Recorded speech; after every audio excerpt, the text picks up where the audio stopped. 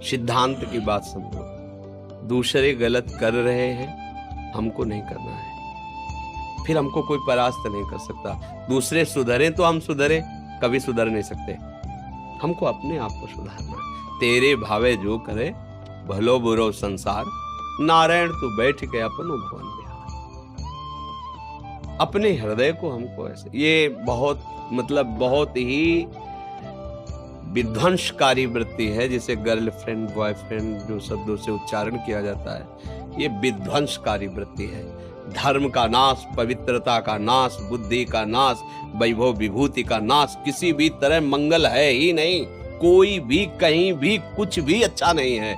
अगर इसमें कुछ भी अच्छा होता तो जरूर कोई न कोई सूत्र निकलते, लेकिन इसमें कुछ भी अच्छा नहीं है। हमारे भारत की रीति रही है, हम जिस भूमि में पावन जन्मे हैं उस भूमि की बात कहते हैं। जब तक बालिका का पाणी ग्रहण न हो तब तक वो किसी पुरुष का संयोग नहीं करते थे। जब तक पुरुष पाणी ग्रहण स्वीकार ना कर ले तब तक वो संयोग। मित्रता है हमारी आपकी, मित्रता में दोष नहीं, पर मित्रता का बहाना लेकर जो भोग वासना में उतर जाना है, ये बहुत ही हानिकारक है, बहुत ही हानिकारक है।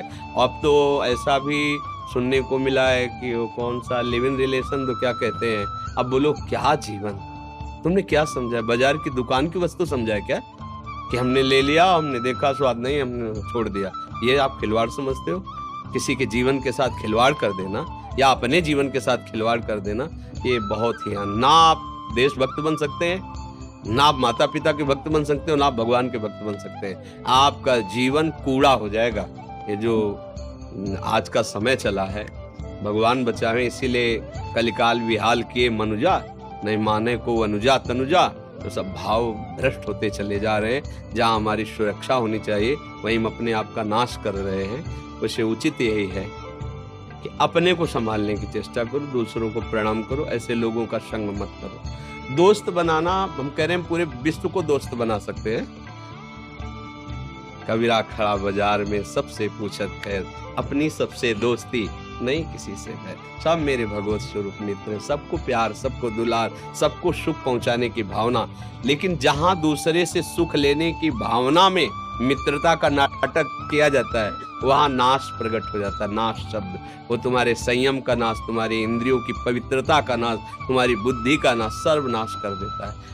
और नए बच्चे जैसे जुड़े ना, तो उन्होंने बताया हमारे समय में तो ऐसा था ही नहीं। ये मोबाइल नहीं था, गर्लफ्रेंड बॉयफ्रेंड, ये तो शब्द ही नहीं थे, शब्द ही नहीं। और सच्ची कहते हैं, गाँव का ऐसा पवित्र जीवन कि 10, 12, 14 वर्ष तक तो उनको यही पता नहीं रहता था कि स्त्री पुरुष का कोई ऐसे व्यवहार भी होते।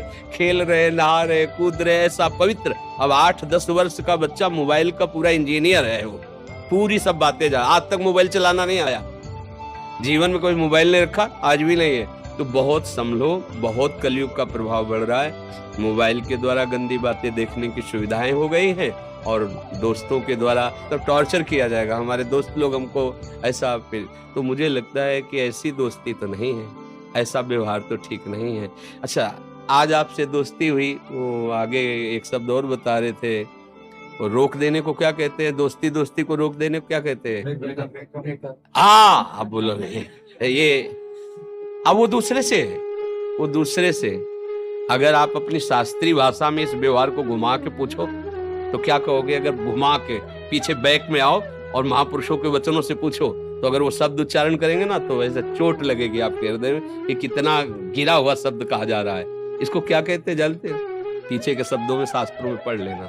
आज जिसे तुम खिलवाड़ समझ रहे ना, इससे ब्रेक किया, क्या ब्रेकअप? हाँ, ब्रेकअप। और दूसरे से फिर मित्रता, फिर उससे, फिर तीसरे से, फिर चौथे से। तो हम क्या उस शब्दों को बोले?